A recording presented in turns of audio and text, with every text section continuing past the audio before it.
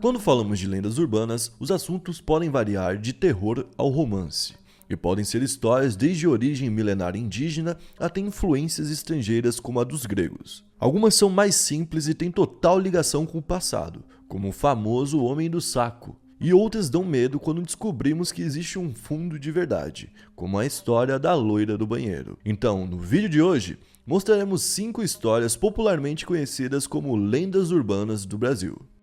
E aí pessoal, beleza? Meu nome é Bruno Fabio, esse é o Planeta Novo e se você ainda não é um inscrito do canal, vai se inscrever agora e deixar o seu like para ajudar a gente. No vídeo de hoje a gente vai falar sobre lendas urbanas e faz muito tempo que a galera pede pra gente fazer vídeo sobre lendas urbanas. Vamos ver se realmente a galera vai chegar pesado no like, vai chegar pesado no comentário. Então deixa o máximo que vocês conseguirem aí para mostrar que realmente vocês querem esse assunto. E a gente pode fazer vídeos mais completos dessas lendas urbanas. E comenta aqui embaixo alguma lenda que tem na sua região, a gente quer lenda que a gente não conheça, tá? Pra gente poder conhecer, ler sobre, estudar e depois contar pra todo mundo, porque é legal dividir essas coisas quando a gente aprende junto com vocês. Então, comenta aí algo que seja regional. E aí, se você viu que alguém comentou algo da tua região, dá um like pra gente ver que tem bastante gente que conhece aquela lenda ali, beleza? Então, hoje eu tô com o Nicolas Hill aqui por trás das câmeras, aí, certo? papai? Tem medo de alguma lenda, alguma coisa do tipo? Tinha alguma coisa que seus pais te falavam quando era pequeno? Antigamente tinha mais, eu tinha medo da loira do banheiro.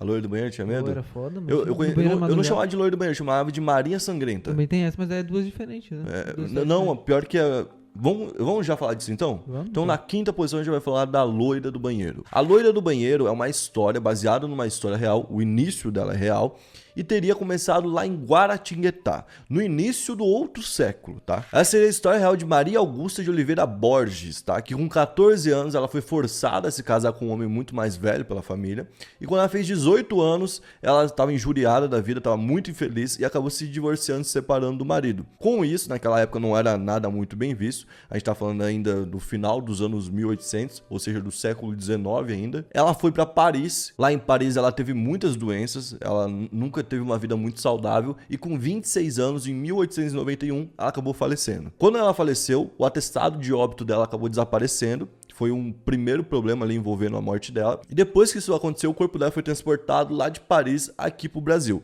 Quando chegou no Brasil, ficou numa espécie de urna de vidro no casarão lá da família, entendeu? Então, naquela época era algo mais comum, hoje Sim. Parece meio macabro, meio história de filme de terror, né? E aí o que aconteceu? Em 1902, 10 anos depois ali da morte dela, né, e do enterro que rolou na casa e tudo mais, a casa foi entregue e virou uma escola, que é a Escola Estadual Conselheiro Rodrigues Alves. E aí, nessa escola, as pessoas começaram a falar que viam o espírito dela vagando e por isso surgiu a lenda da loira do banheiro. Só que por que ela ficou loira? Porque tinha a história americana da Blood Mary, que é a Marinha Sangrenta. Que ela tinha o narizinho com sangue, certo? Sim, sim. Toda pálida, sem sangue. Toda pálida, loirinha, e aí o sangue e tal. E misturaram as duas histórias, entendeu? Enquanto a história do Brasil tem muito mais coisa legal, na real, pra você... Se você parar pra pensar, ela tem muito mais veracidade. Por quê? Porque teve esses testemunhos logo depois que virou uma escola. E em 1916 o lugar pegou fogo. Teve um incêndio. Naquela época as pessoas tinham medo da loira do banheiro, tá ligado? Imagina, daí começa a acontecer tudo, as coisas estranhas no local, perto do local. Aí depois disso foi virando superstição, aí depois disso foi se espalhando como lenda. Todas as escolas, não somente a escola de Guaratinguetá, faziam lá os rituais para chamar a loira do banheiro, que era basicamente fazer algo 3 vezes seguida. Podia ser falar algo no espelho, podia ser desligar a descarga. Lembro que tinha que levar tesoura, acho que era 3 tesouras ou 3 facas. Então, tinha vários tipos, em cada lugar era um jeito, tá ligado? Próximo que a gente vai falar aqui na quarta posição, a gente vai falar sobre o Homem do Saco. Essa daqui também é uma lenda bem conhecida que as mães sempre falam, o Homem do Saco vai vir, vai te pegar, vai te levar. As mães falavam isso para as crianças que eram mal educadas e não se comportavam, né? Quem que era o Homem do Saco? O Homem do Saco existiu lá na década de 10, ou seja, lá no início do século passado, certo? Tinha empresa que fazia entrega de criança, entrega de pessoas pelo correio. Como assim, mano? Tinha uma espécie de PAC. Hoje não tem o Sedex? Sim, que você manda e chega rapidão, tinha uma espécie de Sedex naquela época. Você pagava esse serviço, um cara que era o Homem do Saco, usava ali uma bolsa, aqui como se fosse um canguru, e colocava a criança dentro. A criança ia com uma etiqueta, como se fosse literalmente ali uma bagagem, e era levada de um lugar para o outro. Tipo, as pessoas compravam uma criança? Não era comprado, mas quando que isso era utilizado? Na maioria das vezes era utilizado quando a criança estava numa região de muita miséria e era levada para outro lugar para ser adotado em outro lugar. Ou então quando uma criança tava num lugar que tinha uma epidemia, e aí ela era protegida daquela epidemia dessa forma. Então esses caras, tipo, salvavam as crianças. Salvavam as crianças, na real. Eles não eram ruins, eles eram legais. Só que a criança, quando via eles, sabia que a criança não tava bem. Daí, tipo Você assim, entendeu? e Então, a tipo, criança via ele levar ela embora. ia levar embora pra outra família. Normalmente até tirava, a criança tinha às vezes uma família e levava pra outra, por quê? Porque a família não tinha condição de criar. Então, quando falava do homem do saco, era um cara que ia te levar embora pra outro canto, tá ligado? Exatamente. Então, por conta disso, essa daqui tem sentido. Eu achei legal essa. A terceira história que a gente vai contar aqui, ou na nossa terceira posição, é da mulher do táxi. E essa daqui vem lá de Belém do Pará. Olha que doideira. A gente pode fazer uma até só de Belém mais pra frente com o Murilo, que ele é de lá. Verdade, mano. A gente pode fazer uma com ele contando as histórias de lá. Basicamente é a história da Josefina Conte. É uma pessoa que realmente existiu e que ela era filha de pessoas importantes, filha de empresários. O pai dela era um empresário importante, só que ele não conseguiu evitar que a filha morresse de tuberculose. Logo cedo, ela acabou falecendo de tuberculose. E qual que era o desejo dela que ela realizava todo ano no aniversário? Era poder passear por Belém e conhecer os pontos turísticos. Ela era muito apaixonada pela cidade. Então ela fazia isso com táxi. E o mais doido é que o táxi existe desde antes de existir carro facilmente, né? Então, tipo assim, quando só tinha carruagem, já tinha táxi.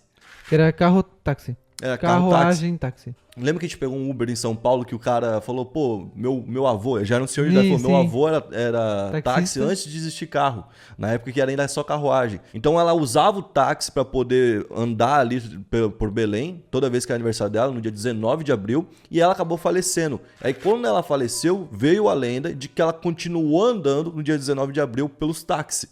Então o que ela fazia? Ela pedia pra pessoa andar por todos os pontos turísticos, e aí ela passava em algum momento pelo cemitério, e às vezes ficava por ali. Ou então pedia para ir até a casa dela. E quando chegava na casa dela, ela falava, amanhã volte aqui que eu vou te pagar. Certo? Aí o cara voltava no outro dia na casa, onde...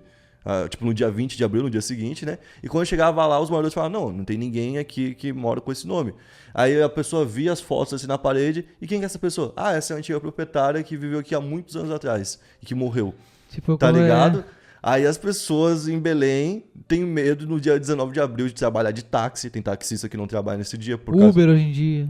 É, Uber. Hoje pode Imagine ser ela pedindo aplicativo. a mulher do 99, tá ligado? E essa história ficou popularmente conhecida em Belém por conta de um escritor chamado Valcir Monteiro, que fez um livro chamado Visagens e Assombrações de Belém, que é um livro que fala sobre esse assunto, né? E lá conta como que ela ficou conhecida, porque ela virou uma espécie de santa popular também. Tem pessoas de Belém que acreditam numa santidade dela e que oram e rezam por ela. Aí tem o túmulo dela em Belém, que a galera vai visitar, porque ela ficou realmente muito conhecida. É uma história conhecida, a mulher do táxi. Eu não sabia, porque nunca fui pra lá, mas... Já deve ter passado naquela lendas urbanas do Gugu. Ah, com certeza. Na segunda posição a gente vai falar do Romãozinho. O Romãozinho é uma criança assim, aloprada que nasceu má, tá? Ela nasceu má, então ela fazia mal aos animais, ela fazia mal à flora. O que é isso? Maltratava a árvore, tirava as folhas. Sabe quando criança fica puxando folha, fica puxando flor? Aí a mãe fala, não faz isso. Aí tinha um Romãozinho, fala, não seja igual o Romãozinho. Porque quem que é o Romãozinho? Ele é uma criança que já nasceu mal e ela faz tudo que não é pra fazer. O Romãozinho, inclusive, uma vez a mãe dele mandou ele levar comida pro pai. E aí dentro da comida lá tinha galinha pra comer tal, frango. E aí ele abriu a marmita no meio do caminho, comeu o frango e botou os ossos dentro. Aí quando chegou lá, entregou pro pai, e o pai perguntou, tá, mas o que é isso, Romãozinho? Tá ligado? Por que só tem osso aqui? O pai ficou bravo com ele, né? Ele falou, não, me entregaram assim. Provavelmente esses ossos, quem comeu foi o homem que vai lá em casa quando você não tá lá, que a mamãe leva lá. O Romãozinho inventou que a mãe tava traindo o pai, deu a comida que ele roeu o osso, falando que foi um amante que nem existia. Meu, moleque do capeta. Olha que... É um moleque do capeta, tá ligado? É tipo como se fosse um diabinho, né? Só fazendo atrapalhar, tipo, atrapalhando a vida de todo mundo, enchendo o saco. É um diabinho, é literalmente um diabinho. E aí, o que aconteceu? O pai foi pra casa e na mesma hora matou a mãe. E quando foi matar a mãe, o Romãozinho tava lá e ela amaldiçoou ele. Ela falou o seguinte, você não morrerá nunca, você não conhecerá o céu ou o inferno, nem repousará enquanto existir um vivente sobre a terra, tá ligado? Então, tipo, ela falou isso pra ele, amaldiçoou ele, a maldição pegou nele e enquanto ele recebia a maldição, ele ainda recebeu a maldição rindo. Pra tu ver o quanto que ele era doido. E desde então ele nunca cresceu e nunca morreu. Então ele vive por aí quebrando telha, matando gato, matando galinha, fazendo essas pequenas coisas. É o Romãozinho. É aquele tipo de conto de interior, principalmente, né? Ah, apareceu uma cabra morta, foi o Romãozinho que veio. Foi o Romãozinho, filho da puta. E na primeira posição a gente vai falar sobre o boto cor-de-rosa. O boto cor-de-rosa é muito popular lá no norte, porque ele fica ali no rio da Amazônia, né? Então ele é mais comum lá. Só que ao mesmo tempo que ele é um dos símbolos da Amazônia, ele é um personagem não muito bem visto no folclore, né? Nas lendas urbanas. Por quê? Porque o boto cor-de-rosa, ele acaba virando um homem, na segunda lenda, né? Ele vira um homem sedutor, um cavalheiro que sabe conversar bem, que sabe fazer passar um chaveco numa mulher. Né? E ele vai até umas festas, e aí existem várias versões. Tem uma versão que fala que qualquer festa ribeirinha, ou seja, qualquer festa dessa em locais assim à beira do rio, pode ser um lugar que o boto vai aparecer. Tem outras que falam que é somente nas festas de junho. Então, só ali naquelas festas em que o boto pode aparecer. E como você pode identificar o boto para você não acabar saindo com o boto? O boto sempre vai estar todo de branco, roupa branca, sapato branco, e ele vai estar usando um chapéu. Por quê? Porque quando ele transmuta e vira um homem, ele não vira um homem completamente. Aqui em cima, ele ainda é um boto. Então, ele usa o chapéu para esconder. Entendi, ele tem um rosto do boto em cima. Então, em dia de festa ribeirinha, a população, antigamente, quando se acreditava muito mais, as mulheres eram aconselhadas a não ficar com nenhum homem, entendeu? E se um homem viesse dar em cima vestido de branco, imagina. Aí era um boto rosa. O cara aí de branco, já vai de branco com um chapéu. Entendeu? Aí a galera fala, pô, pode ser o boto rosa, não vou ficar, entendeu? Por quê? Porque ele engravidava as mulheres e fugia. Então, era dito que o boto rosa vinha e ficava com essas mulheres, principalmente mulheres que não tinham um pai pro filho. Mulheres que eram mães solteiras. Naquela época, tinha um negócio de ser mal visto, então era mais fácil você inventar toda essa história do que falar, não, ela teve um filho com alguém e o cara fugiu. E o cara fugiu, é verdade. Tá ligado? Mas da onde que vem a história, da onde que vem essa loucura de ter o boto rosa e dele virar um homem?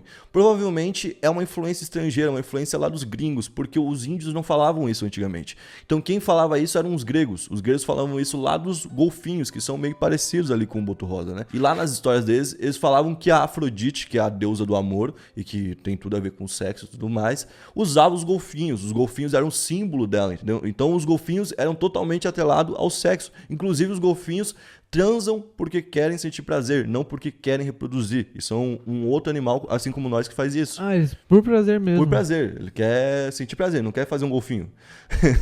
Entendeu? Então já tinha esse lance aí, provavelmente os caras chegaram aqui, viram o boto rosa e falaram, é um golfinho do Brasil. Então trouxeram a história pra cá, adaptaram, e aí ficou dessa forma, ficou conhecido assim.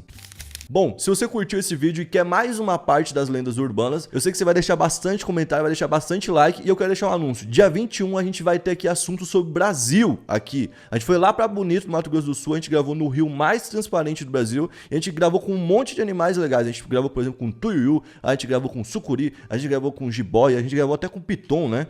Então vale a pena assistir porque o vídeo tá muito legal. Não deixa de assistir, dia 21, beleza?